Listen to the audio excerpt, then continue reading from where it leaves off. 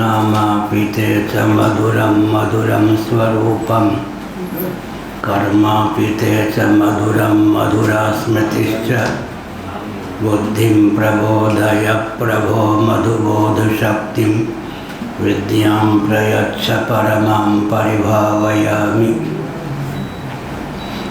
कोमलं कूजयन् वेणुं श्यामलोऽयं कुमारकः वेदवेद्यं परं ब्रह्म भासतां हृदये मम। कूजन्तं राम रामेति मधुरं मधुराक्षरम् आरुह्य कविताशाखां वन्दे वाल्मीकिकोकिलं। निगमकल्पतरोर्गलितं फलं शुकमुखादमृतद्रवसंयुतं पिबत भागवतं रसमालयं मुहुरहो रसिका भुवि भावुकाः। तृणादपि सुनीचेनातरोरपि सहिष्णुना अमानिना मानदेन कीर्तनीय सदा हरिः। नारायणाखिलगुरो भगवन्नमस्ते शिवाय नमः शिवलिंगाय नमः। तन्मे मनः शिवसंकल्पमस्तु सर्वे भवन्तु सुखिनः। श्री राम जय राम जय जय राम। श्री राम जय राम जय जय राम। श्री राम जय राम जय जय राम। श्री राम जय राम जय जय राम। श्री राम जय राम जय जय राम। श्री राम जय राम जय जय राम। धर्म की जय हो, अधर्म का नाश हो, प्राणियों में सदा ना हो, विश्व का कल्याण हो, गौ माता की जय हो, गोहत्या बंद हो, भारत अखंड हो, सर्वभूत हृदय धर्म सम्राट श्री स्वामी करपात्री जी महाराज की जय हो, श्री जगन्नाथ महाप्रभु की जय हो, श्री बलभद्र महाप्रभु की जय हो, भगवती सुभद्रा देवी की जय हो, चक्र सुदर्शन महाभाग की जय हो। हर हर महादेव। गोविंद जय जय गोपाल जय जय। गोविंद जय जय गोपाल जय जय। राधा रमण हरि गोविंद जय जय। राधा रमण हरि गोविंद जय जय। श्री कृष्ण गोविंद हरे मुरारे। श्री कृष्ण गोविंद हरे मुरारी। हे नाथ नारायण वासुदेव। हे नाथ नारायण वासुदेव। गोविंद जय जय गोपाल जय जय। गोविंद जय जय गोपाल जय जय। राधा रमण हरि गोविंद जय जय। राधा रमण हरि गोविंद जय जय। गोविंद जय जय गोपाल जय जय। गोविंद जय जय गोपाल जय जय। राधा रमण हरि गोविंद जय जय।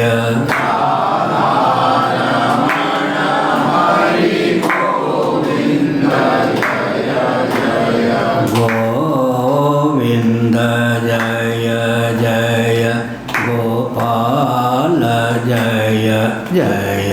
गोविंद जय जय गोपाल जय जय।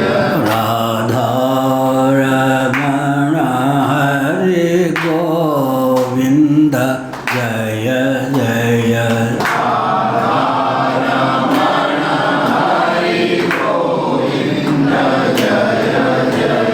श्री वृंदावन विहारी लाल की जय। कांतु पहली पंक्ति चलो कोई गल नहीं।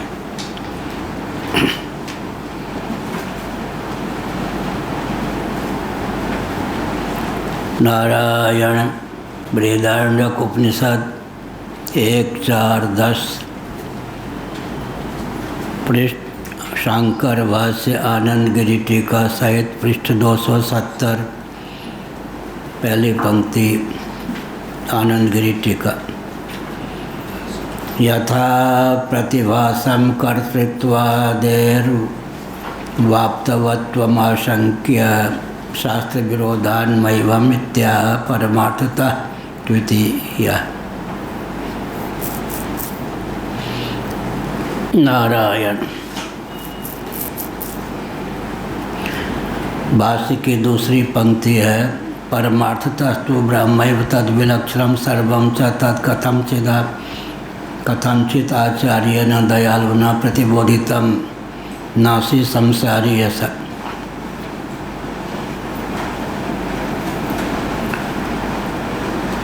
पांचवी टिप्पणी है प्रतीत्यनुरोधात्। प्रतीति के बल पर तो जीवात्मा कर्ता भोक्ता ही सिद्ध है। पिछले दिनों कहा गया कि दृष्टा दर्शन दृश्य में विसर्ग सिद्ध आत्मबुद्धि दृष्टा को लेकर ही होती है। कर्ता करण कार्य में निसर्ग सिद्ध आत्मबुद्धि कर्ता को लेकर ही होती है।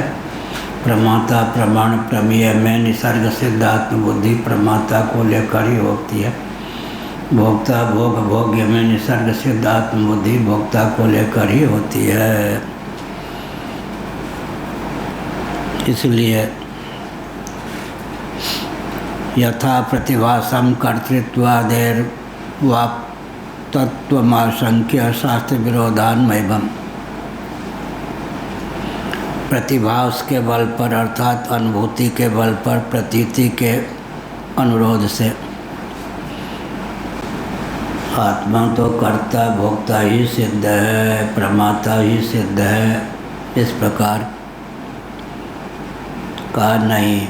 शास्त्र विरुद्ध होने के कारण यह मान्यता चरम सत्य नहीं है। माना कि टिप्पणी के शिरोभाग में ही निसर्ग सिद्ध आत्मबुद्धि होती है, लेकिन कर्तृत्व भोक्तृत्व आदि औपाधिक है, आरोपित है। वस्तुतः तो आत्म तत्व सच्चिदानंद स्वरूप ही सिद्ध है।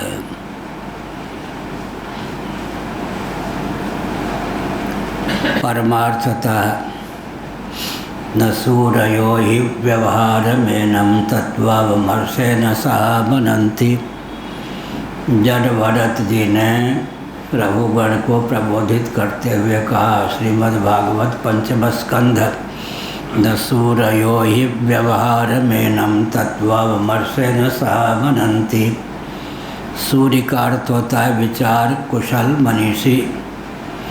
जो विचार कुशल मनीषी हैं वो तत्व विचार के समय व्यावहारिकी मान्यताओं को ताक पर रखकर ही तत्व विचार करते हैं। इसीलिए महानुभावों ने लिखा अद्रुत चित्त से तत्व विचार होना चाहिए।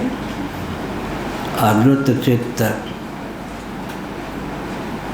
उसमें पहली बात यह है कि संसारी व्यक्तियों का चित्त विषय को लेकर द्रुत होता है। परमात्मा के संबंध में तो निष्ठुर ही बना रहता, द्रुत ही बना रहता है। लेकिन कर्मोपासना का लंबन लेकर चित्त में द्रवता आवे, फिर तत्व विचार के समय चित्त अद्रुत हो। इसका अर्थ क्या है? व्यावहारिकी मान्यताओं को ताक पर रखकर ही तत्व विचार होना चाहिए। न सूरयो हि व्यवहारमेनं तत्त्वावमर्शेन सह मनन्ति।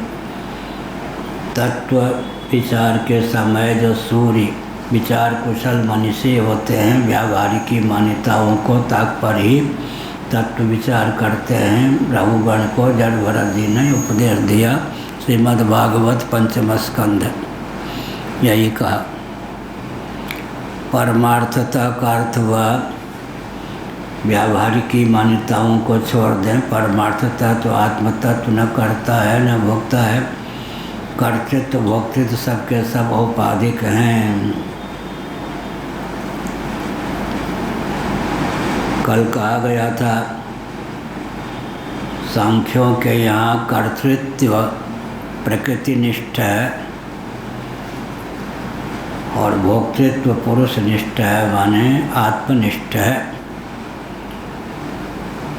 भगवद गीता में भी इस तथ्य को भगवान ने उद्भाषित किया। कार्यकरण कर्तृत्व हेतु प्रकृति रुच्यते, पुरुषा सुख दुखानाम भोक्तृत्व हेतु रुच्यते। कार्यकरण और कर्तृत्व की सिद्धि में तो प्रकृति ही हेतु है। पुरुष सुख दुख की अनुभूति में हेतु है, अर्थात सुख दुख का भोक्ता है। सांख्यों का कहना है कि कर्तृत्व विक्रिया है, विकार है, जबकि भोक्तृत्व विक्रिया या विकार नहीं है। इसलिए कार्यकरण कर्तृत्व हेतु प्रकृति रुच्यते, पुरुषा सुख दुखानाम भोक्तृत्व हेतु रुच्यते में भोक्तृत्व क्या है? शंकराचार्य महाभाग ने अपने भाष्य के माध्यम से इस तथ्य को उद्भाषित किया कि उपलब्धित्वम भोक्तृत्वम, उपलब्धित्व का नाम ही भोक्तृत्व है। इसलिए भोक्तृत्व विक्रिया या विकार नहीं है, कर्तृत्व विक्रिया या विकार है। उपलब्धित्वम भोक्तृत्वम, उपलब्धित्व ही भोक्तृत्व है। पिछले दिनों बताया गया पंचदशी के प्रथम प्रकरण के अनुसार यह जो सृष्टि है अष्टधा प्रकृति का विलास है। हम आप जीवों तक 8 रूपों में ही इसकी पहुँच है। अष्टधा प्रकृति का विलास होने के कारण पाँव की उंगली ये सब छूने से पूरा शरीर विकृत हो जाता है। पाँव पे उंगली नहीं छूना चाहिए, हाथ धोना पड़ता है। इसे हम आदत होती है, अभी नहीं, हाथ बाद में धो लीजिएगा भोजन से पहले। हमने संकेत किया जहाँ तक बन सके इससे नीचे के अंग को उचित समय पर ही छूना चाहिए। हर समय नहीं, पाँव इत्यादि उंगली आदि मिलना सब आदत होती है, वो ठीक नहीं। तो क्या कहा? भोक्तृत्व उपलब्धित्व है, तो भोक्तृत्व विक्रिया या विकार नहीं है। परंतु कर्तृत्व जिस प्रकार औपाधिक है, भोक्तृत्व भी औपाधिक है, एक दृष्टि है। कल बताया गया अधिष्ठानम तथा कर्ता करणम च पृथक विधम विविधा से पृथक चेष्टा दैवन से वात्र पंचमम। किसी भी कार्य की सिद्धि के 5 हेतु होते हैं। अधिष्ठानम तथा कर्ता करणम च पृथक विधम विविधा से पृथक चेष्टा दैवन से वात्र पंचमम। आ गए ठिकाने, बैठ जाओ। ये अभय जी आ गए।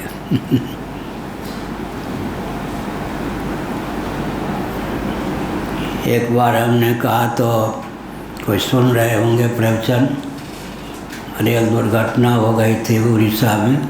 उस श्लोक के आधार पर, प्रवचन के आधार पर उन्होंने जांच शुरू कर दी है।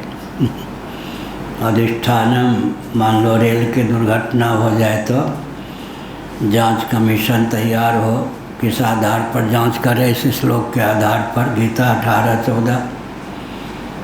अधिष्ठानम, डब्बे या पटरीगत त्रुटि के कारण तो दुर्घटना नहीं हुई। कर्ता, ड्राइवर के, चालक के प्रमाद के कारण तो दुर्घटना नहीं हुई।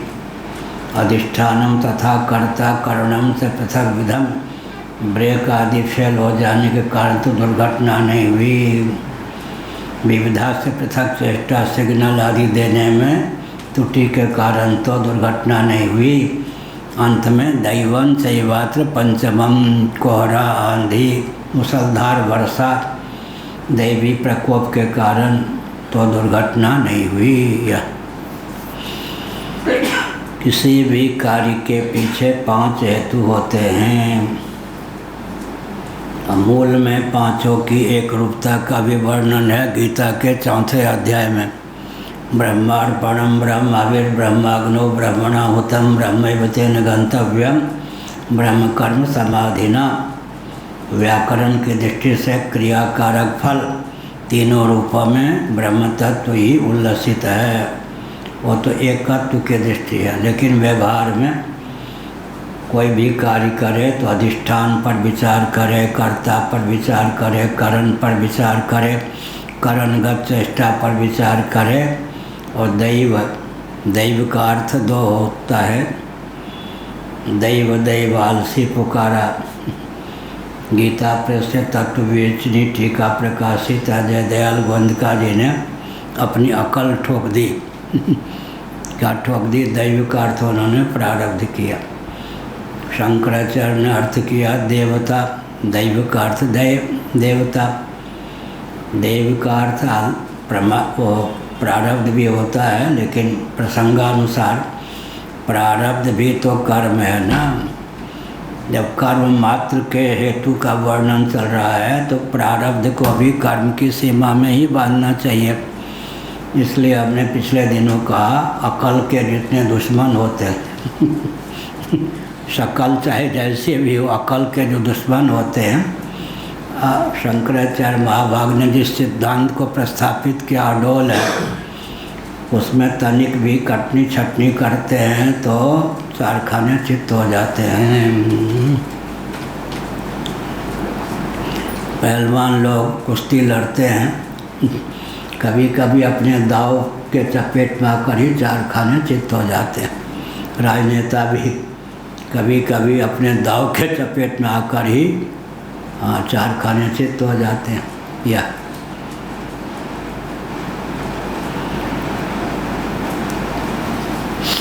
यह कहा शास्त्र के आधार पर परमार्थता आत्मा कर्ता भोक्ता नहीं सिद्ध। अब यह है कि भक्त लोग कहते हैं जीव में जो कर्तृत्व भोक्तृत्व है या प्रमातृत्व इत्यादि है वो ईश्वर के द्वारा प्रदत्त है। चलो ऐसा मान लिया, लेकिन ईश्वर में जो कर्तृत्व भोक्तृत्व है वो किम मूलक है? अपने कर्तृत्व भोक्तृत्व को प्रेरक ईश्वर पर डाल दिया। फिर ईश्वर में जो कर्तृत्व भोक्तृत्व है वो स्वाभाविक है या उपाधिक है? क्या अपने गोद में आए हुए सर्प को उछाल के पड़ोसी के गोद में डाल दिया यही तो हुआ। तो जीव में जो कर्तृत्व भोक्तृत्व है ईश्वर प्रदत्त है, तो ईश्वर में जो कर्तृत्व भोक्तृत्व है वो औपाधिक है या स्वाभाविक है? प्रश्न तो जाएगा ही। इसीलिए वसुदेव जी का जो वचन है भागवत में बहुत महत्वपूर्ण है। तो ईश्वरे ब्रह्मणि नो विरुध्यते। वसुदेव जी ने कहा भगवान की स्तुति करते हुए बाल मुकुंद, मैंने सुना है मेरे पितामह जी का नाम था बाल मुकुंद सुना ही है, दर्शन नहीं किया उनका। तो ईश्वरे ब्रह्मणि नो विरुध्यते। कुछ श्रुतियाँ ऐसी हैं, कुछ ऐसे शास्त्र के वचन हैं जो आपको अक्रिय विज्ञान घन, अविक्रिय विज्ञान घन, सदघन चिदघन आनंद घन बताती हैं श्रुतियाँ। कुछ ऐसी श्रुतियाँ हैं जो आपको उत्पत्ति स्थिति समृद्धि निग्रह अनुग्रह के कर्ता के रूप में उद्भाषित करती हैं। तो वसुदेव जी ने कहा दोनों प्रकार की श्रुतियों को पढ़कर या सुनकर मेरा मन विचलित नहीं होता, क्योंकि निरुपाधिक धरातल पर आप ब्रह्म हैं तो अविक्रिय विज्ञान घन ही आप सिद्ध होते हैं। सोपाधिक धरातल पर आप ईश्वर हैं तो सोपाधिक धरातल पर ईश्वर होने के कारण आप सृष्टा भी हैं जगत के। कल कहा था ना पूर्णानंद तीर्थ देवरिया बाबा जी वृंदावन में थे। उनसे किसी ने कहा बाबा तो ईश्वर ने जगत बनाया। फक्कर संत ने कहा तुम्हारे बाप ने बनाया, ईश्वर ने नहीं बनाया तो तुम्हारे बाप ने बनाया। पुराने फक्कर संत दो टूक उत्तर देते थे, विवेचन कम करते थे एक साथ। तुम्हारे बाप ने बनाया, ईश्वर ने बनाया तो किसने बनाया? तद विलक्षण मध्यस्थ समस्त संसार है क्या? सा मिटा हुआ। हाँ ठीक है। तद विलक्षण मध्यस्थ समस्त संसार रहितम इति यावत्। जो ब्रह्म तत्व है, आत्म तत्व है, कर्ता भोक्ता नहीं, तो फिर क्या है? कर्तृत्व भोक्तृत्व आदि से विलक्षण है।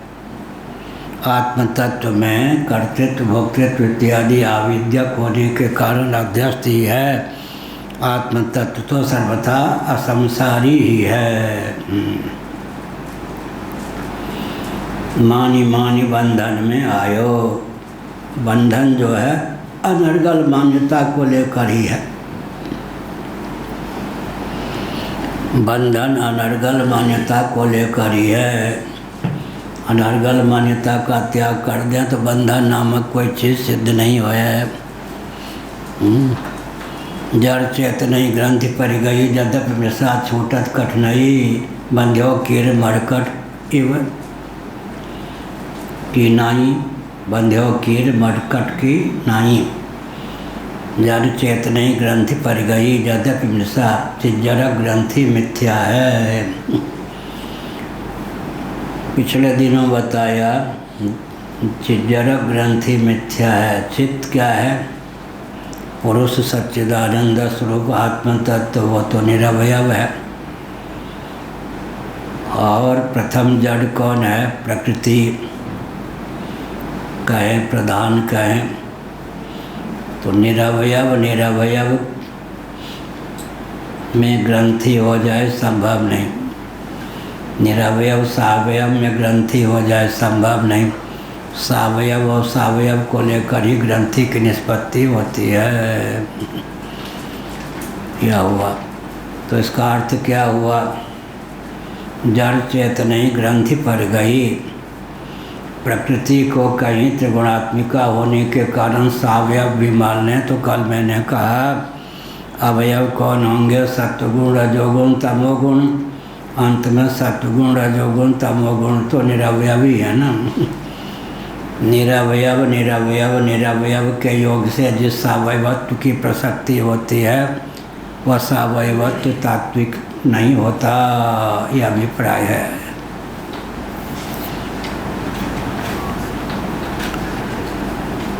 तो संसार जो है ब्रह्म तत्व में अध्यस्त है। अध्यस्त है माने रस्सी में जैसे अज्ञान मूलक ही सर्पधारा माला भूछिद्र आदि है, उसी प्रकार ब्रह्म में मायिक प्रपंच है। माया के योग से प्रपंच है। अब अध्यस्त का अर्थ क्या हुआ? विचार करें तो जो ठोस सत्ता ब्रह्म की है उतनी ठोस सत्ता तो प्रपंच की नहीं है, इतना तो मानेंगे ही। पार्थिव प्रपंच की अपेक्षा पृथ्वी की ठोस सत्ता है। पृथ्वी की अपेक्षा जल की अपेक्षा अग्नि की अपेक्षा वायु की अपेक्षा आकाश की अपेक्षा अव्यक्त की अपेक्षा भी आत्म तत्व की ठोस सत्ता है। आत्म तत्व ही एकमात्र सत्य है। इसलिए उपादेय उपादान कारण से निर्मित वस्तु को सत्य कहें या उपादान को सत्य कहें तो उपादेय की अपेक्षा उपादान सत्य है। मृत्यु के तेव सत्यम छांदोग श्रुति के 6ठे अध्याय के अनुशीलन से यह तथ्य सत्य है। और अंत में पैंगी रहस्योपनिषद आजकल प्राय उपलब्ध नहीं है, उसके वचन को भगवान शंकराचार्य ने अपने भाष्य में उद्धृत किया और कहा सदैव सत्यम। अन्यों में सत्य उपचरित है, वास्तव में सत्य ही सत्य है। यह तो ब्रह्म तत्व जो है संसार रहित ही है, यह हुआ संसार रहित है। किम तद ब्रह्मेति नोद्यम परिहृत्य किम तदवेदिति नोद्यांतरम प्रत्यय। किम तद ब्रह्म, वह ब्रह्म क्या है, ऐसी शंका प्राप्त हुई, उसका परिहार कर दिया गया। पंजाबी लोग क्या कहते, हसी ब्रह्म तुसी ब्रह्म पाई जी। मैं भी ब्रह्म हूँ, तुम भी ब्रह्म हो, हसी ब्रह्म तुसी ब्रह्म। अहम ब्रह्मास्मि और तत्त्वमसि को पंजाबियों ने बहुत बढ़िया ढंग से कहा। पाई जी की गल है, तुसी दसो हसी ब्रह्म तुसी ब्रह्म। मैं भी ब्रह्म हूँ, तुम भी ब्रह्म हो। हमारे सहपाठी पंजाबी ही थे ज़्यादा था दिल्ली में। किम तद ब्रह्मेति नोद्यम परिहृत्य, नोद्य माने शंका का परिहार कर दिया। किम तत् अवेद इति, अवेदिति, उसने क्या जाना, इस पर कहते हैं नोद्यांतरम प्रत्याह। नोद्यांतर माने दूसरी आशंका का समाधान करते हुए का। नोद्य माने शंका। तत्किम तत्कथम, यह हुआ पूर्ववाक्योक्तम अविद्या विशिष्टम अधिकारित्वेन व्यवस्थितम ब्रह्मनासी संसारित्याचार्येण दयावता कथंचित् बोधितम आत्मानमेव अवेदिति संबंधः। यह का पूर्ववाक्योक्तम अविद्या विशिष्टम अधिकारित्वेन व्यवस्थितम ब्रह्म नासी। तुम जो पूर्ववाक्योक्त जो अविद्या विशिष्ट अधिकारित रूप से जो व्यवस्थित वह नहीं हो। अर्थात क्या हुआ, अविद्या विशिष्ट होता है जिज्ञासु। वस्तुतः तत्वज्ञान होने पर ज्ञान के बारे में पिछले दिनों कहा गया, ज्ञान जो होता है बहुत सुकुमार होता है। फिर क्या होता है, उसमें एक ही कारकत्व होता है, ज्ञान कारक नहीं होता, व्यापक होता है। लेकिन एक कारकता ज्ञान में भी होती है। कौन सी? अज्ञान और अज्ञान मूलक मिथ्या ज्ञान की अपनोदकता रूप कारकता ज्ञान में भी होती है। अज्ञान और अज्ञान मूलक मिथ्या ज्ञान की अपनोदकता, निवारकता, या ज्ञान जो होता है अज्ञान और अज्ञानकृत मिथ्या ज्ञान का क्या होता है, अपनोदक होता है, वारक होता है, निरसन करने में समर्थ होता है। अतिरिक्त कारकता ज्ञान में नहीं होती, इसी से सारा काम बन जाता है। क्या एक मैं तो बहुत नाजुक हूँ भाई, बहुत कोमल हूँ, ज़्यादा बाहर मुझको मत सौंपो, कोई एक काम मुझसे करवा लो। कोई कहे तो ऐसे ही तो क्या कहा, ज्ञान देवता एक ही काम कर दो, अज्ञान और अज्ञान मूलक जो मिथ्या ज्ञान है उसका अपनोदन कर दो। ज्ञान ने कहा बहुत चतुर हो तो सारा काम तुम्हारा बन ही जाएगा।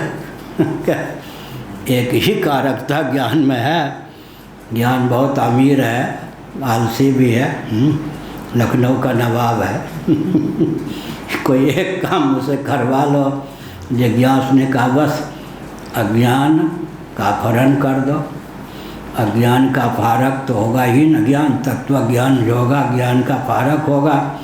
अज्ञान का फारक होगा तो मिथ्या ज्ञान की अपारकता उसमें होगी ही, सारा काम बन गया।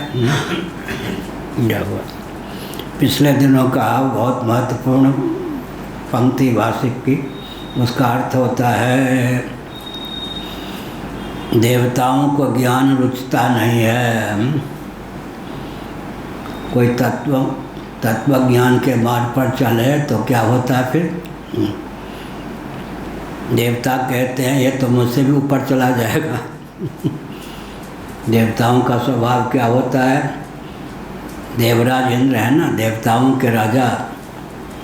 99 अश्वमेध यज्ञ कोई करे, इंद्राय स्वाहा बहुत प्रसन्न होते हैं। 100वां अश्वमेध करने लगे तो भगवान के अवतार पृथ्वी ही क्यों न हो, विघ्न ये तो कालांतर में इंद्र हो जाएगा। हो सकता है बीच में ही मुझे धकेल दे। ये देवताओं का स्वभाव होता है। क्या एक नैमिषारण्य महात्मा थे, बहुत लाड़ प्यार साधकों को देते थे, लेकिन बहुत ध्यान रखते थे कि इसका ज्ञान मेरे समकक्ष या मुझसे ऊपर न जाए। जब समकक्ष जाने लगता तो टांग खींचते, विष भी दिलवा देते थे, क्या क्या नहीं उपद्रव करते। वो देवता थे। असुर नहीं थे, देवता थे।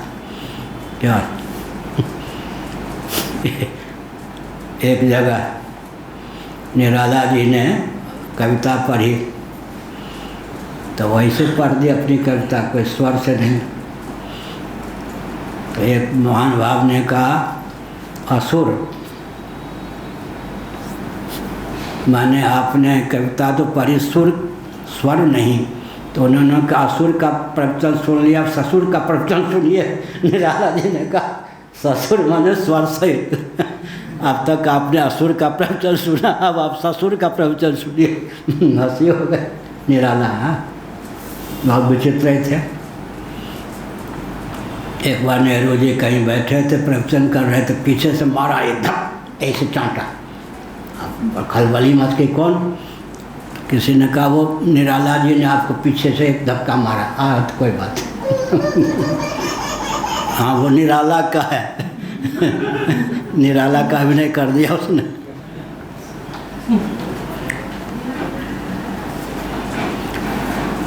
क्या हुआ फिर? किम तद ब्रह्मेति नोद्यम परिहृति किम तद तत् अवेदिति नोद्यांतरम पा। वो ब्रह्म क्या है, इस शंका का समाधान कर दिया। उसने क्या जाना? या तत्कथम चित इति, इस पर कहा भाष्यकार ने। तत् या दूसरी पंक्ति, तत्कथम चित आचार्य ने दयालुना प्रतिबोधितम नासी संसारिया। किसी किसी बिरले बिरले पाइए माया त्यागी संत। क्या बिरले बिरले पाइए माया त्यागी संत। आजकल कठिनाई क्या है? व्यक्ति सोचता है कि गुरु के पास रहेंगे, साधन करेंगे। तो गीता में भगवान का वचन है, अनेक जन्म संसिद्ध तत्व याति पराम गति। गुरु तो सिद्ध मानेंगे नहीं, कहेंगे और साधन कर और साधन कर। बुढ़ापा में कौन चेली बनेगी, कौन चेला बनेगा, कहाँ से धन आएगा। इसलिए साधक की बनने की आवश्यकता नहीं, सिद्ध बन के घूमा करो। आजकल यही है। सिद्ध बन जाओ पहले, साधक बनने के पहले गुरु ही बन जाओ। नहीं तो गुरु जी छोड़ेंगे नहीं, कहेंगे अभी और पढ़ो और साधन करो। तो गुरु जी हम वृद्ध हो जाएंगे तो कौन चेला बनेगा, कौन चेली बने। इसलिए चेला चेली के चपेट में खत्म। इसीलिए कहा अगर किसी का धैर्य अडोल है, तब कहा भगवान शंकराचार्य जी ने पहले कहा दयालु जो गुरु होते हैं वो मिल जाएं, तब उपदेश देते हैं तुम संसारी नहीं हो, शुद्ध बुद्ध मुक्त स्वरूप सच्चिदानंद ही हो। यह उस ज्ञान को आत्मसात करके व्यक्ति सदा के लिए भव सिंधु से तर जाता है। पिछले दिनों कहा भव सिंधु में था पाना पहली विधा है, भव सिंधु के पार जाना दूसरी विधा है, भव सिंधु का सुख जाना तीसरी विधा है, भव सिंधु का आनंद सिंधु के रूप में उल्लसित हो जाना चार विधा है। कौन सी विधा पसंद है भृगु जी आपको? बाद में सब संत वाले चार विधा कौन हुई? भवसागर था जो पावा, पहले भवसागर में भव सिंधु में था पाले। भवसागर चा पार जो पावा, फिर भवसागर के पार भी हो जाए। फिर भव सिंधु सूख जाए नाम लेत भव सिंधु सुखाई। और फिर आनंद सिंधु मदिता वासा, भव सिंधु सूखी नहीं जाए, आनंद सिंधु के रूप में उल्लसित हो जाए। 4 चरण हुए न। पहला क्या है? ऐसा साधन करें कि भव सिंधु में थाह पा लें, भव सिंधु का थाह पा लें। फिर ऐसा साधन करें कि भव सिंधु के पार चले जाएं। फिर ऐसा साधन करें कि भव सिंधु सूख जाए। फिर ऐसा साधन करें जो भव सिंधु आनंद सिंधु के रूप में उल्लासित हो जाए। अर्थानुसंधान पूर्वक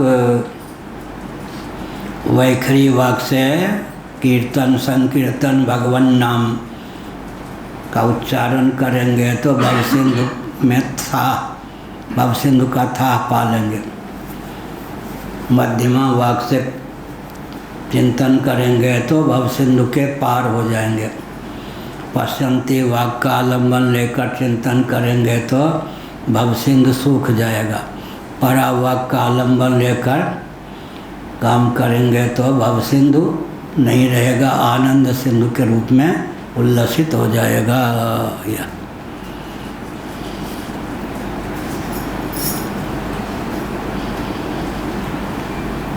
अविद्या विशिष्ट अधिकारी होता है, लेकिन अविद्या का अपनोदन दयालु तत्वज्ञ गुरु की कृपा से जब हो जाता है, महावाक्य के श्रवण उसके अर्थ के अनुसंधान के बल पर, तब भव सिंधु ही आनंद सिंधु के रूप में उल्लसित हो जाता है।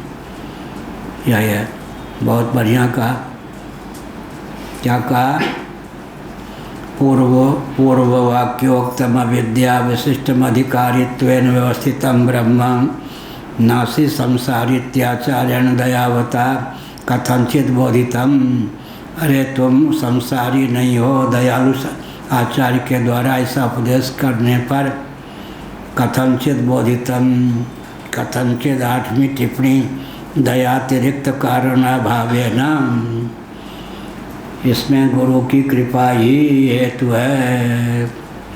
कथनचित बोधितम माने गुरु के हृदय में यह भाव जग जाए, क्या इस शिष्य का उद्धार होना ही चाहिए।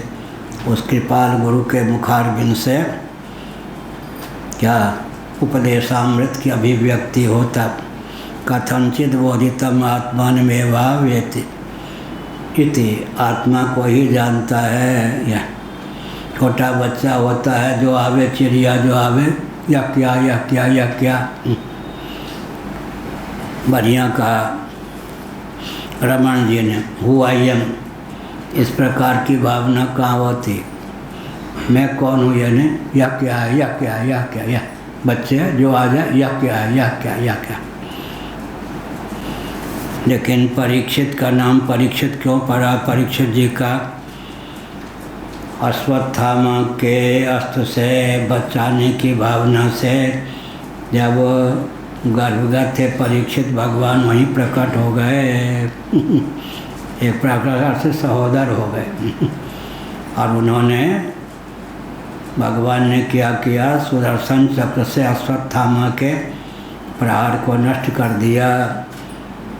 छोटा बच्चा भी गर्भगत बच्चा, उसका चित्त बहुत कोमल होता है। उस कोमल द्रुत चित्त, भय के कारण द्रुतता आ गई, भय के कारण द्रुतता होती है, राग के कारण द्रुतता होती है, द्वेष के कारण द्रुतता। चित्त के द्रावक ये सब हैं। क्या चित्त को सर्प इत्यादि दिखाई पड़ जाए तो डरपोक को भय लगेगा या नहीं? राग के कारण भी चित्त द्रवित होता है, द्वेष के कारण भी चित्त द्रवित हो जाता है, भय के कारण भी चित्त द्रवित हो जाता है। उस द्रवित चित्त पर अश्वत्थामा ने गुरु का ही काम किया ना। क्या भय के कारण चित्त द्रवित हो गया, उस द्रवित चित्त पर भगवान रक्षा करने के लिए प्रकट हो गए, भगवान की मूर्ति प्रतिष्ठित हो गई। हमारे पूज्य गुरुदेव बताते थे, धर्म सम्राट करपाती जी महाराज लाक्षा स्वभावतः कठोर है, लेकिन तापक द्रव्य के संपर्क में आकर के लाक्षा गंगा जल के समान द्रवित हो जाए, उस द्रवित लाक्षा माने लाख में रंग डाल दें, उसके बाद वो लाक्षा जम जाए तो लाक्षा चाहे कि मैं रंग को छोड़ दूँ, रंग चाहे कि लाक्षा से पिंड छुड़ा लूँ, तलाक देने की बात कट जाती है। न लाक्षा तलाक दे सकती है, न रंग तलाक दे सकता है। अन्योन्य एक दूसरे से इतने घुल मिल जाते हैं कि बस वो रंग स्थायी हो जाता है। इसी प्रकार से अश्वत्थामा ने जो प्रयोग किया, भयभीत हो गए। परीक्षित गर्भगत, परीक्षित का चित्त अत्यंत द्रवित हो गया।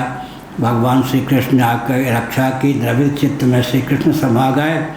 तो जन्म हुआ तो इधर देखते, कोई भी आता था तो पाठक जी आते थे तो वही तो नहीं है जिसने घर में दर्शन दिया, ये सब। और भृगु जी आए तो वही तो नहीं है जिसने घर में दर्शन दिया, इसलिए परीक्षित का नाम हो गया परीक्षित। परीक्ष लोकान कर्मचितान, इस श्रुति के आधार पर हो गया परीक्षित। महाभारत के परीक्षित कौन है? परीक्षित। भागवत के परीक्षित परीक्षित, परिरक्षित, जिनके जन्म से उस वंश की, पांडु वंश की रक्षा हो गई। परिरक्षित होने के कारण परीक्षित, इधर हो गए परीक्षित। परीक्षा के कारण परीक्षित, उधर परिरक्षित होने के कारण परीक्षित। वहाँ परीक्षित, यहाँ परीक्षित, अंतर हो गया नाम में। यह हुआ संसारी तुम नहीं हो, मानी मानी बंधन में दयावता कथनचित बोधितम। दयालु ना। एक संत थे नैमिषारण्य में, वो कहते थे मेरी सेवा करो, एक ऐसा ज्ञान दूंगा कि एक क्षण में तेरा उद्धार हो जाएगा।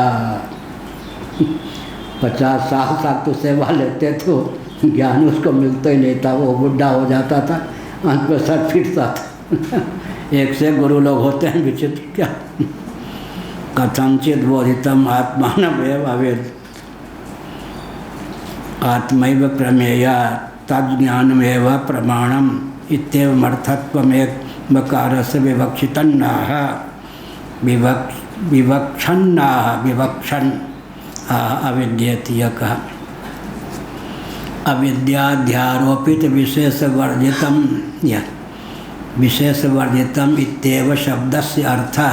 भाष्यकार भगवान ने कहा कर्तृत्वादि विशेष वर्जित माने क्यों विशेष होना चाहते या सामान्य?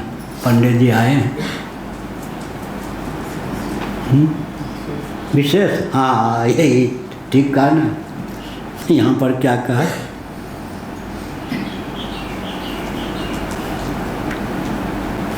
कौन सी पंक्ति थी? पूर्वोक्त वही, हाँ वही, बढ़िया कहा। अब देखो ये विशेष होना चाहते। पूर्व वाक्योक्तम अविद्या विशिष्टम अधिकारित्वेन व्यवस्थितम ब्रह्मणा से यह संसारित्याचार्येण दयावता कथनचित बोधितम आत्मानम एवं अवेद इति संबंध आत्मैव। यह हुआ 8वीं टिप्पणी में क्या कहा? दयात्र यह विशेष रहित यह हुआ। विशेषता ही त्याग देंगे तब तो मोक्ष होगा ना। विशेष होने से ही तो सब घाटा है। विशेषता, सकल विशेषताओं का त्याग कर देंगे तो निर्विशेष ब्रह्म होकर ही शेष रहेंगे। आत्मैव प्रमेयः तज्ज्ञानमेव प्रमाणम। बहुत बढ़िया। इत्येवम् अर्थत्वमेव अकारस्य विवक्षण। आत्मा ही प्रमेय है, जानने योग्य है कौन? आत्मा। ज्ञेयं यत् प्रवक्ष्यामि यद् ज्ञात्वा मृतमश्नुते अनादिमत् परम ब्रह्म न सत्तं न सदुच्यते। प्रमेय आत्मैव प्रमेय, आत्मा ही प्रमेय है। अप्रमेय होता हुआ प्रमेय है। क्या हुआ? आत्मा क्या है? बुखार हटा या नहीं? बहुत आप तो मोटे हो जाओ, कमज़ोर दिखते तो हमें अच्छा नहीं लगता। कोई चिंता है क्या? ठीक। प्रमेय, प्रमाता, प्रमाण, प्रमेय, ठीक है। त्रिपुटी क्या होगी? प्रमाता, प्रमाण, प्रमेय। प्रमाता, प्रमाण, प्रमेय में सबसे नीचे कौन है? त्रिपुटी का 2 भाग में प्रमेय। बीच में कौन है? प्रमेय से ऊपर प्रमाण। जब प्रमाण भी अप्रमेय है, प्रमाण भी प्रमेय से अतीत होने के कारण अप्रमेय है, तब फिर क्या कहना कि प्रमाण से भी प्रत्यक प्रमाता अप्रमेय है। फिर क्या कहना कि जो तत्व अखंड बोध प्रमा, प्रमा माने अखंड बोध, प्रमाता, प्रमाण, प्रमेय तीनों रूपों में उल्लसित है, वह सर्वथा अप्रमेय हो। जब प्रमाण भी अप्रमेय है तो प्रमाता तो अप्रमेय है ही।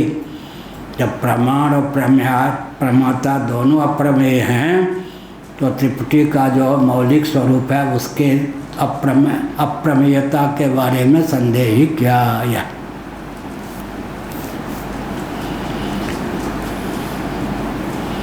आत्मैव प्रमेय तज्ज्ञानमेव प्रमाणम यह। तो यहाँ क्या हुआ? अप्रमेय को ही प्रमेय बनाया। दृष्टा को ही जो देखना चाहता है उसकी बुद्धि कमज़ोर होगी या प्रबल? क्या? तो सबको देखता है, दृष्टा के ही दर्शन की भावना जिसके जीवन में है, अप्रमेय को ही प्रमेय बनाने की भावना जिसके जीवन में है, कितना बुद्धिमान होगा। बुद्धिमत्ता की उसमें पराकाष्ठा होगी। आत्मैव प्रमेय, आत्मा ही प्रमेय है। अवश्य जानिए जानन योगो यह। न अनात्मा, अनात्मा प्रमेय नहीं है, आत्मा ही प्रमेय है। जानने योग्य है तो आत्मा ही।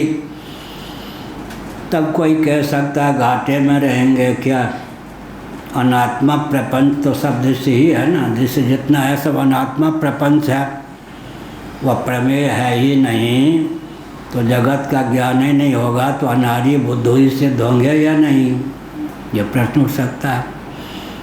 कहते भाई कस्मिन् विज्ञाते सर्वमिदं विज्ञातम भवति, या कस्मिन् विज्ञाते सर्वमिदं विज्ञातम भवति।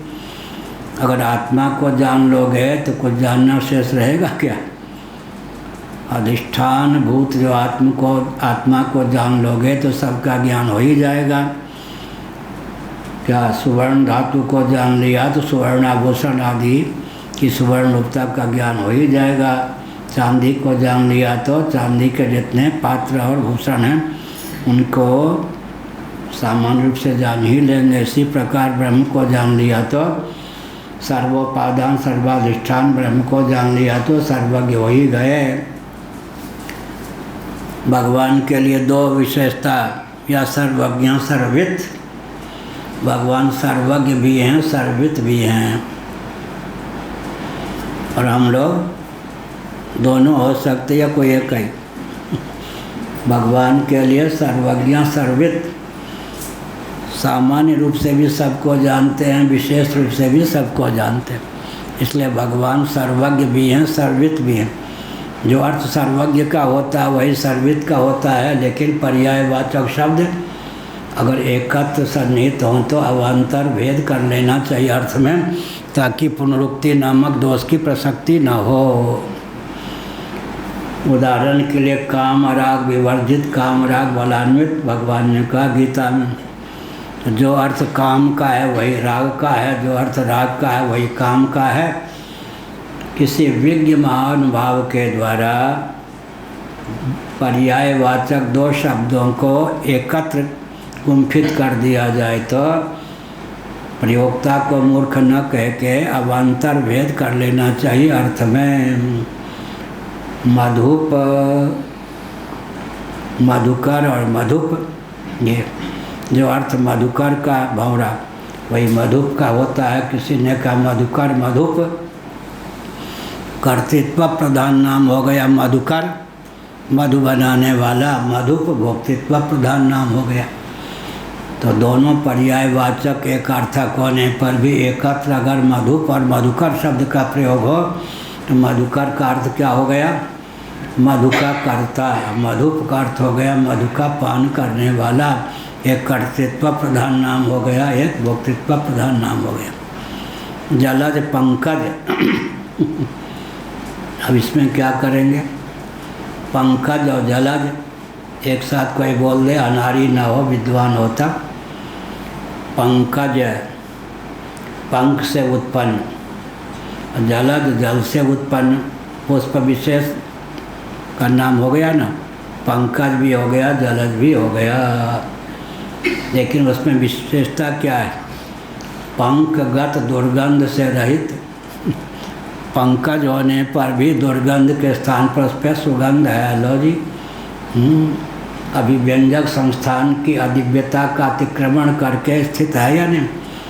जलगत शीतलता तो है, द्रवता नहीं है। पंकज जलज की क्या विशेषता हुई? पंख से प्रादुर्भूत होने पर भी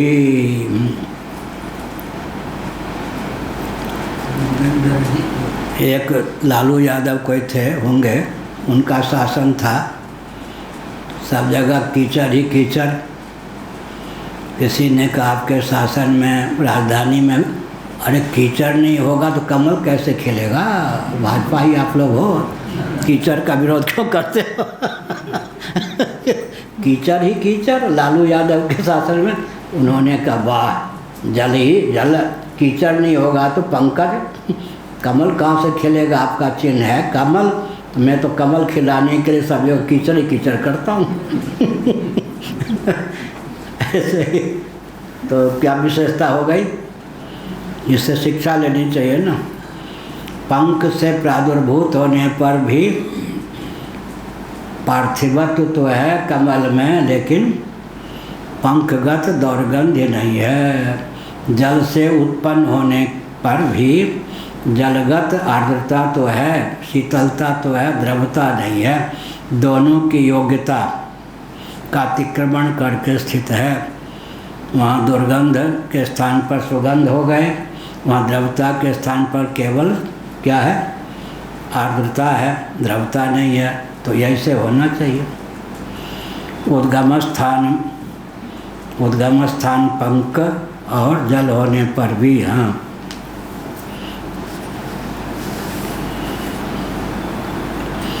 आत्मैव प्रमेयः तद्ज्ञानमेव प्रमाणम इत्येवमर्थत्वमेकमेवकारस्य विवक्षन्नः। इस अर्थ को ही एवकार के द्वारा, एव शब्द के द्वारा भगवान शंकराचार्य ने व्यक्त किया है। विशेषता क्या होती है?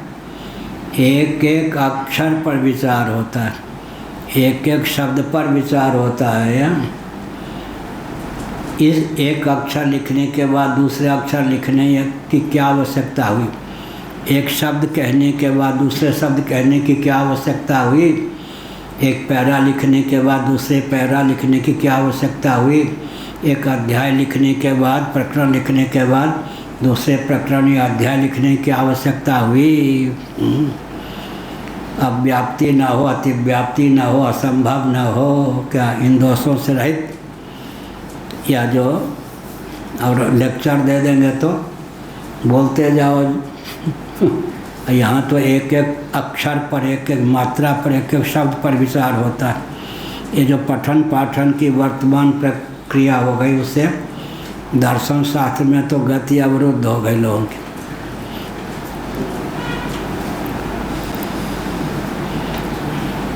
एक न्यायाचार्य आए थे वैसे ये जगन्नाथ विश्वविद्यालय। हमने कहा द्रव्य कितने होते? हंसने लगे।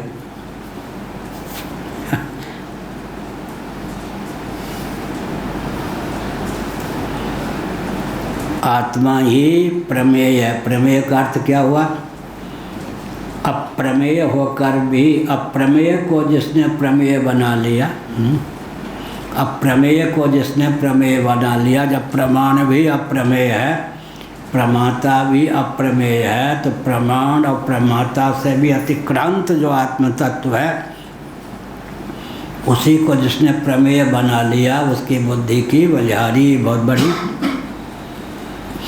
इसलिए ज्ञेयम यत्य प्रवक्ष्यामि यद ज्ञात्वा नतमश्नुते, ज्ञाता ज्ञान ज्ञेय से अतिक्रांत जो परम तत्व है, उसी को ज्ञेय भगवान ने बताया। ज्ञेय वर्ग से, दृश्य वर्ग से अतिक्रांत होने पर जो आत्म तत्व शेष रहता है, उसी को जिसने ज्ञेय बना लिया, अवश्य जानिए जानन योगी, उसकी बुद्धि की बलिहारी बहुत ऊंची बुद्धि है। यह हुआ तज्ज्ञान में प्रमाणम, प्रमाण का अर्थ है प्रमा पद, प्रमाण की लक्षणा हो जाएगी प्रमा में, उसका ज्ञान ही प्रमाण है, माने प्रमा है। यह अविद्यति, अविद्याध्यारोपित विशेष वर्जित, यही विशेष, हाँ विशेष वर्जितम इत्येव शब्द से अर्थ है। बहुत बढ़िया।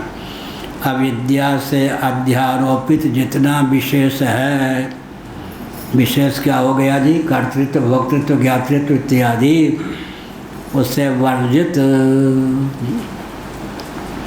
अविद्याध्यारोपित विशेष वर्जितम इत्येव शब्द से अर्थ है। एव शब्द का अर्थ है अविद्या से अध्यारोपित जितना विशेष प्रपंच है, सबसे वर्जित। संसार में तो जितनी विशेषता है, जिसमें वो उतना ही पूज्य होता है। क्या तत्व दृष्टि से निर्विशेष हो, व्यवहार दृष्टि से क्या हो? सविशेष हो, तब दाल गलेगी। हमारे पूज्य गुरुदेव के पूज्य गुरुदेव ब्रह्मानंद सरस्वती जी महाभाग क्या कहते थे? ऐसा लाओ नर पीर बवर्ची भिस्ती खर। क्या ऐसा लाओ नर? पांडे जी को याद हो गया होगा क्या? नहीं, आजकल सर्दी ज़्यादा लग रही मूल बात है, कई बार कहा है, इसीलिए याद है इनको। ऐसा लाओ नर पीर बवर्ची भिस्ती खर, ऐसा व्यक्ति लाओ, पीर जानते, हाँ पूजा लेने में भी समर्थ, बवर्ची भोजन बनाने में भी समर्थ, भिस्ती बाहर झोंकने में भी समर्थ, और खर भार लादने में भी समर्थ। कहते थे ब्राह्मण में सब गुण होना चाहिए। ऐसा लाओ नर पीर बवर्ची भिस्ती खर, ऐसा मनुष्य लाओ, पीर के स्थान पर पीर है, आसन पर बैठ के अपना पूजा भी ले ले, ब्राह्मण है आखिर, बावर्ची भी है, भिस्ती भी है, और धोती पहन के जाएंगे तो 2 किलो आलू लेने होंगे, धोती के हिस्से में पैंट पैजामा पहन के जाओगे तो क्या करोगे? सलवार पहन के जाओगी तो क्या करोगी? साड़ी पहन के जाओगी तो 2 किलो गुड़ भी ले आओगी। सलवार में क्या होगा, पैंट में क्या होगा, पैजामा में क्या होगा? इसलिए यार ऐसा लाओ नर पीर बवर्ची भिस्ती खर, ऐसा ही। तो ये का विशेष व्यवहार में जिसमें जितनी विशेषता है वो उतना पूजित होता है। बिन गुण लहे न कोई, जैसे कागा कोकिला शब्द सुने सब कोई। व्यवहार में जितनी विशेषता होगी उतना ही व्यक्ति पूजेगा।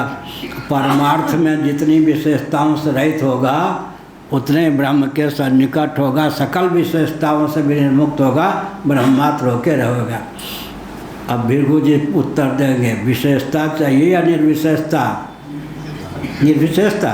वाह, व्यावहारिक धरातल पर विशेषता, वस्तुतः निर्विशेषता। क्या व्यवहार में तो जो जितने विशेष होगा, व्यवहार में जितनी विशेषता जिसमें होगी उतनी उपयोगिता होगी। परमार्थ दृष्टि से उन सब डिग्री डिप्लोमा विशेषताओं के तिलांजलि देगा, सामान्य रीति से ब्रह्म ही रहेगा। तो ये वो आरोपित का नाम विशेष हो गया, अनारोपित का नाम सामान्य हो गया। अब दोनों हैं, व्यावहारिक धरातल पर विशेषता भी बहुत है। यह हुआ अविद्याध्यारोपित विशेष वर्धितम, यह हुआ। इत्येव शब्द से अर्थ, एव शब्द का अर्थ है अविद्या से आरोपित जो विशेषता है उन सब विशेषताओं से वर्जित। यहाँ पर ध्यान देना चाहिए। अब जीव में जो विशेषताएँ हैं, कर्तृत्व, भोक्तृत्व, प्रमातृत्व इत्यादि, वो तो अविद्या से अध्यारोपित हैं। ईश्वर में सर्वज्ञत्व, सर्वशक्तिमत्व, कर्तुम अकर्तुम अन्यथा कर्तुमत्व जो है, जो विशेषताएं हैं वो तो अविद्या से अध्यारोपित नहीं हैं, विद्या से अध्यारोपित हैं, माया से अध्यारोपित हैं। इसका उत्तर क्या हुआ? तत्व विचार के समय माया भी अविद्या ही सिद्ध है। माया नहीं जो, अविद्या नहीं विद्या नहीं जो ही सिद्ध होगा, यह हुआ। इसलिए माया भी अविद्या है।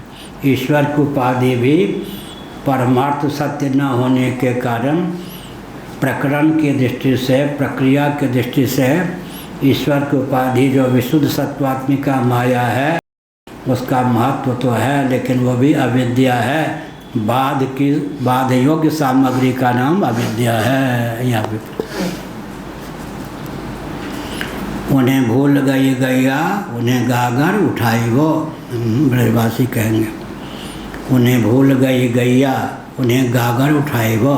कन्हैया को गायें भूल गई, उनको मटकी उठाना भूल गई गोपियों को। उन्हें भूल गई गैया, उन्हें गागर उठाई वो। अब कहा,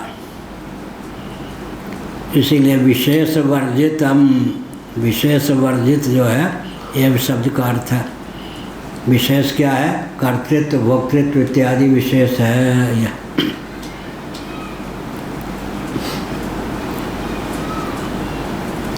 आत्मैव यह हो गया। प्रमेय तद ज्ञान में प्रमाणम, आत्मा ही प्रमेय, उसका ज्ञान ही प्रमाण है। यहाँ प्रमाण का अर्थ क्या करेंगे? प्रमा। यहाँ प्रमा का अर्थ क्या करेंगे? प्रमा। प्रमा माने यथार्थ विज्ञान।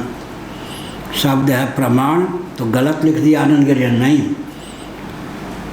सर्वज्ञ महापुरुष, विज्ञ महापुरुष अगर प्रमा के स्थान पर प्रमाण लिख दें, उनको मूर्ख बनाने का प्रयास न करें। वहाँ प्रमाण का अर्थ प्रमा ही कहें, यह नहीं कहेंगे अशुद्ध। वहाँ प्रमा शब्द करना चाहिए था, आनंद गिरियन लिख दिया प्रमाण, यह नहीं। क्या कौन सा शब्द प्रकरण के बल पर किस प्रकोटि का अर्थ देता है? तो महापुरुषों में भूल निकालने की आवश्यकता नहीं है, उनको तो बहुत बड़ा ज्ञान था। इसलिए प्रमाण माने प्रमा, यह हुआ। एवकार से विवक्षण अविद्यते प्रकृतमात्म शब्दार्थम विविच्य वक्तुम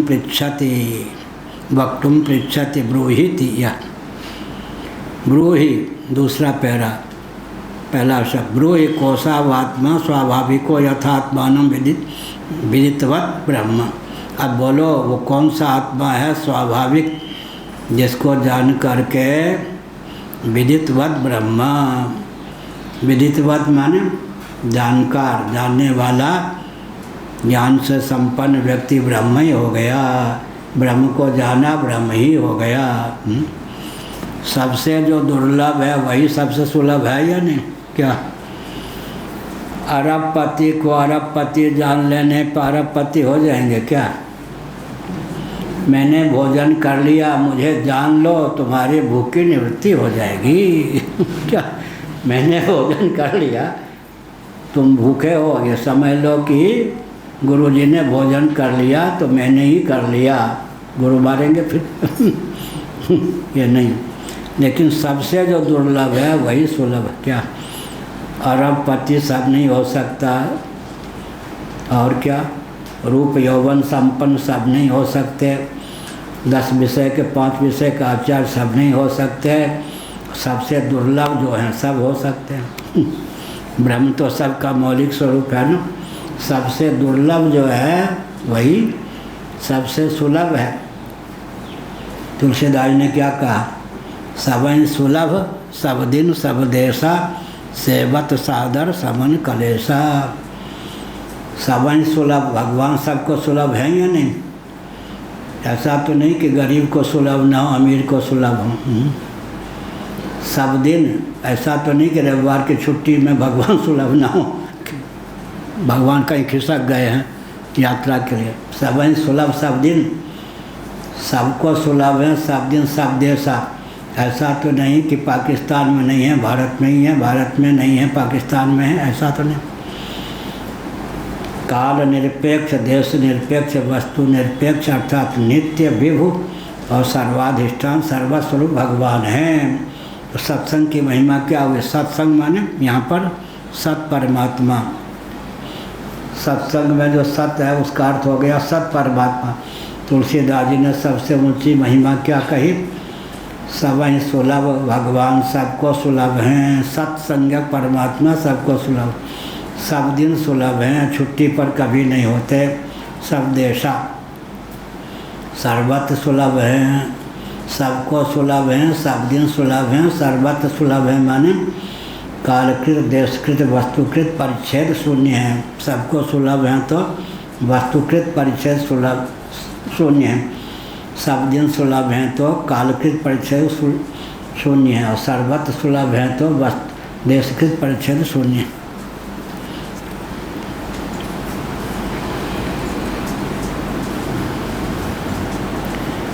यह हुआ प्रकृतमात्म शब्दार्थम विविच्य वक्तुम पृच्छति। यह प्रकृत माने प्राप्त प्रसंग में जो है हुआ वेद्यत्वेन उपस्थित। यह हुआ प्रकृत का अर्थ वेद्य रूप से जो उपस्थित है, वेद्यम या ज्ञेयम, यह विविच्य उसका विवेचन किया। विविच्य माने अनात्मना पृथक कृत्य विवेचन। गेहूँ चना जौ मटर सब एक जगह रख दें मिलाकर, अब विवेचन क्या? यह गेहूँ है अलग कर लें, चना है, जौ है, मटर है अलग अलग कर दें, ऐसे विवेचन हुआ। विविक्त कह दिया। विविच्य वक्तुम पृच्छति प्रकृतम आत्मशब्दार्थम विविच्य वक्तुम पृच्छति। अनात्म वस्तुओं से विविक्त जो गुणमय भाव से अतीत आत्म तत्व का विवेचन करते हैं, अर्थात अनात्म संसर्ग विहीनता जो उसकी है उसको द्योतित उद्भासित निरूपित करते हैं। अब आगे एष यह प्रविष्ट इत्यत्र आत्मनो दर्शितत्वात् प्राणनादि लिंगस्य तस्य त्वयैवानुसन्धातुं शक्यत्वात् नास्ति वक्तव्यम् इत्याह नन्विति। ननु न स्मरसि आत्मानं दर्शितो ह्यसौ या यह प्रविश्य प्राणित्यपानिति व्यानिति ऐसा उदानिति समानिति इति। यह प्रविष्ट है। अब प्रवेश भी दो प्रकार का होता है। एक जगह शंकराचार्य ने प्रवेश श्रुति का अर्थ 10 पृष्ठों में किया है, बहुत पहले पढ़ाया था।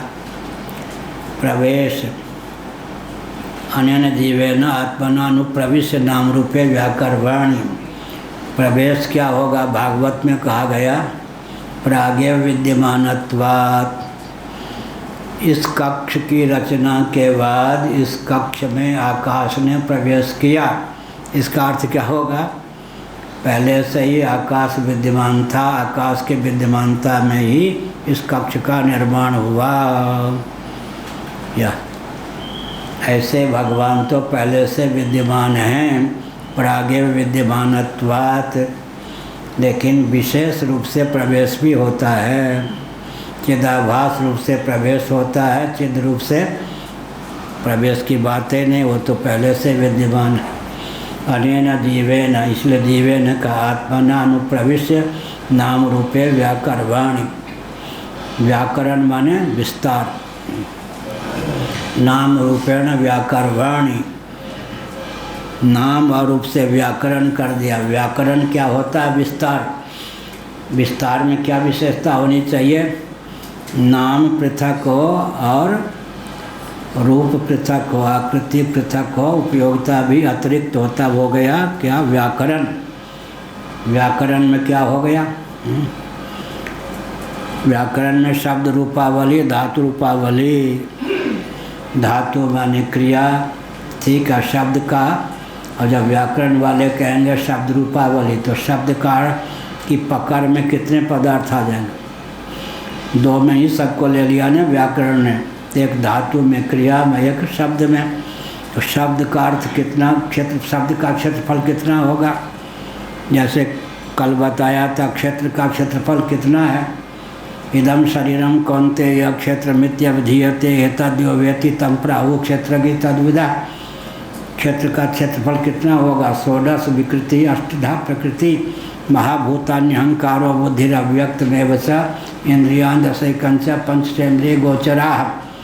षोडश विकृति अष्टधा प्रकृति क्षेत्र का क्षेत्रफल हो गया। ऐसे ही शब्द रूपावली, धातु रूपावली में धातु तो क्रिया से संबद्ध है। शब्द की पकड़ कहाँ तक होगी? शब्द का अर्थ क्या होगा? तो वैशेषिक दर्शन के अनुसार बोलेंगे तो पृथ्वी, जल, तेज, वायु, आकाश, ये सब शब्द हुए ना। द्रव्य, गुण, कर्म, सामान्य, विशेष, समवाय, अभाव, इन सब को शब्द की सीमा में ले लेंगे। या ऐसे यहाँ पर कहा प्रमेय हो गया। प्रकृतम आत्म शब्दार्थम विविच्य वक्तुम पृच्छत ब्रूहि ब्रूहि कोशावस्वात्मा स्वाभाविको यम आत्मानं विदितवत ब्रह्म। विदितवत जानकार व्यक्ति ब्रह्म हो गया। कौन वह आत्मा है? स्वाभाविक, अनारोपित, जिसको जानकार ब्रह्म हो गया, माने आत्मा की ब्रह्मरूपता को जिसने जान लिया। इस पर कहा ऐसा यह प्रविष्ट इत्यात्मा इत्यत्र आत्मनो दर्शितत्वात्। पहले तो कह दिया जो यहाँ प्रविष्ट है, जो यह प्रविष्ट इत्यत्र, यह जो वचन है इसमें आत्मनो दर्शितत्वात्, आत्म शब्द का जो अर्थ है, स्वरूप है, उसको तो उद्भाषित कर ही दिया गया। प्राणादि लिंगस्य तस्य तयैवानुसंधातुं प्राणन अपानन व्यानन उदानन समानन, इन सब क्रिया का दर्शन, श्रवण इत्यादि क्रिया का संपादन जिसके द्वारा होता है। इसका अर्थ है कि चित्त सामान्य को केवल निरूपित कर दें तो भ्रम होता है। क्या नैरात्म्यवादी का वो है भी या नहीं? इसीलिए औपाधिक धरातल पर उसका निरूपण करने पर झट से समझ में आता है क्या प्राण रहे, लेकिन प्राणनक क्रिया का संपादन जिससे होता है वो अपाननक क्रिया का उदानन समानन, ये सब क्या। इसी प्रकार चक्षु तो है, लेकिन दर्शन क्रिया का संपादन जिससे होता है। श्रोत्रेंद्रिय है तो श्रवण क्रिया का संपादन जिससे होता है। नासिका है तो घ्राणन क्रिया का संपादन जिससे होता है। पाँव है तो चलन क्रिया का संपादन, गमन क्रिया का संपादन जिससे होता है। पहले उस औपाधिक धरातल पर विशेष रूप को समझें, फिर सकल विशेषताओं से अतिक्रांत निर्विशेष स्वरूप को समझने का मार्ग प्रशस्त होगा।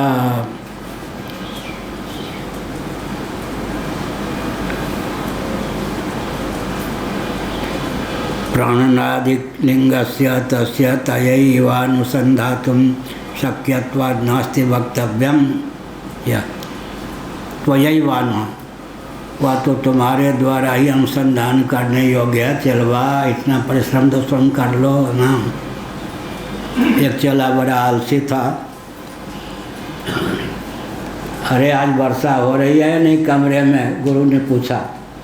गुरुजी बिल्ली बाहर से आई है, उसके सर पे, शरीर पे हाथ रखिए, अगर गीली है तो समझ जाइए वर्षा हो रही है, गीली नहीं है तो समझिए वर्षा नहीं हो रही है।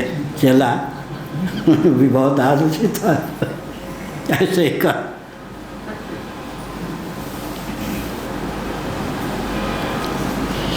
प्रकृतिमात्म शब्दार्थम विविच्य वक्तुम पृच्छति।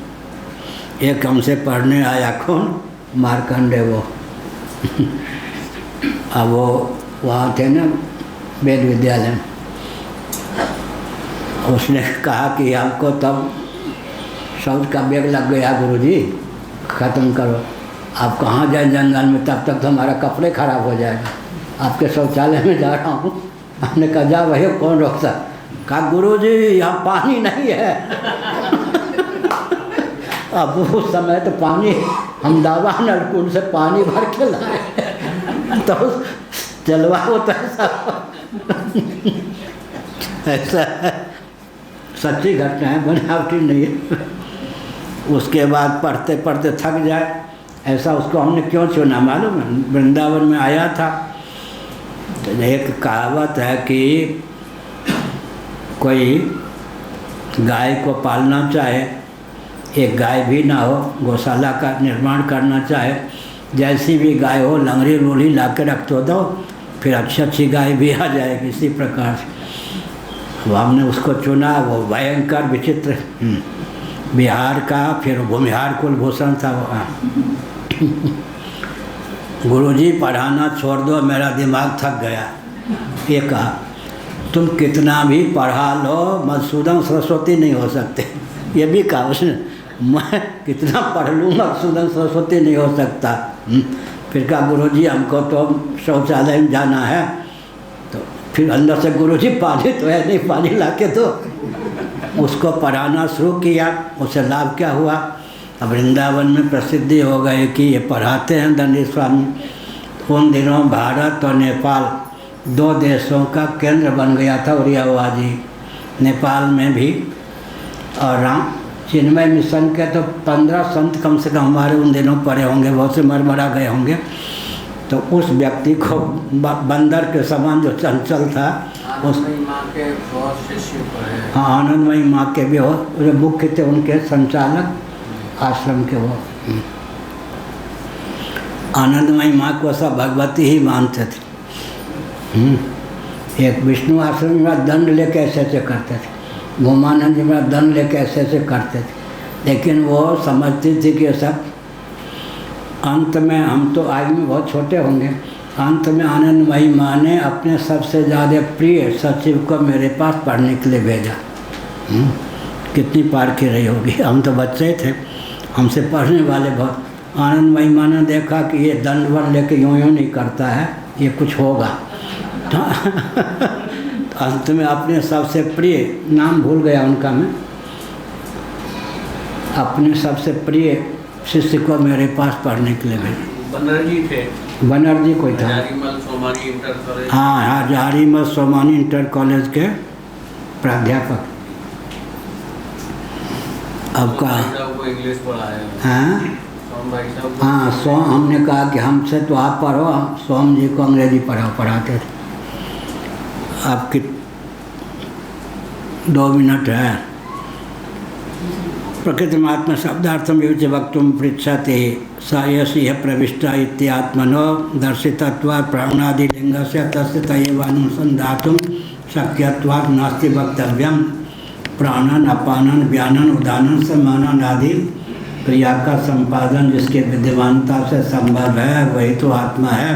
पहले सोपाधि धरातल पर विशेष आत्म तत्व का विज्ञान प्राप्त करना चाहिए, फिर सकल क्या है विशेषताओं से विनिर्मुक्त करुणाग्राम से अतिक्रांत निर्विशेष आत्म तत्व का विज्ञान प्राप्त होगा।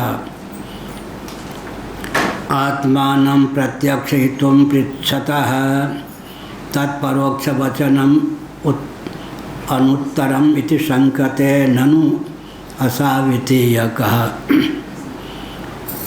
ननु न स्मरति आत्मानं दर्शित्वा यसौ सही प्रविष्ट, यह सब कह दिया।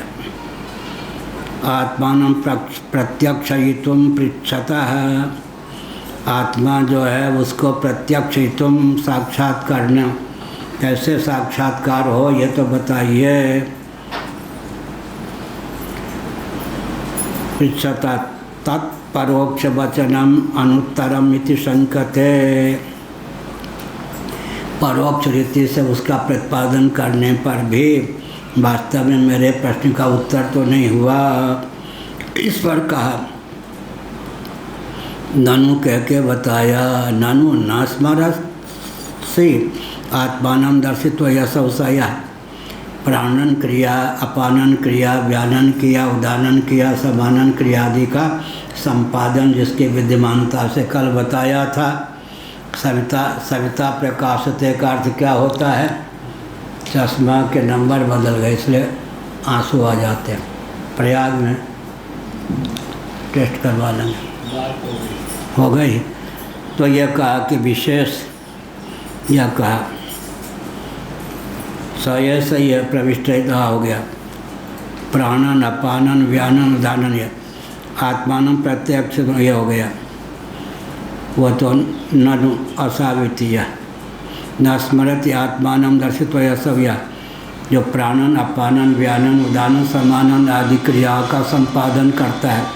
आत्मान चेत प्रत्यक्षयितुम इच्छसि तर्हि प्रत्यक्षमेव तम दर्शयामि। अच्छा, तुम तो आत्मा को अगर प्रत्यक्ष करना चाहते हो, प्रत्यक्ष का अर्थ ऐसा प्रत्यक्ष मानो नेत्र का विषय तो नहीं है, वह साक्षात अप्रोक्ष। प्रत्यक्ष में तम दर्शयामि, ठीक चेलिया की बात तो गुरु को माननी है। तुम प्रत्यक्ष करना चाहते हो, सुन लो।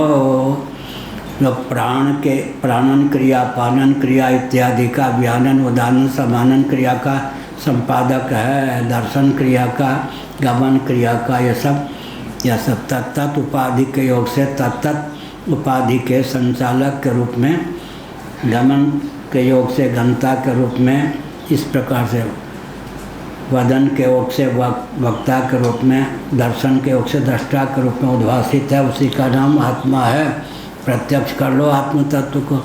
श्री राम जय राम जय जय राम। श्री राम जय राम जय जय राम। धर्म की अधर्म का प्राणियों में विश्व का गौमाता की गोहत्या भारत सर्वभूत हृदय धर्म सम्राट स्वामी श्री कृपात्री जी महाराज की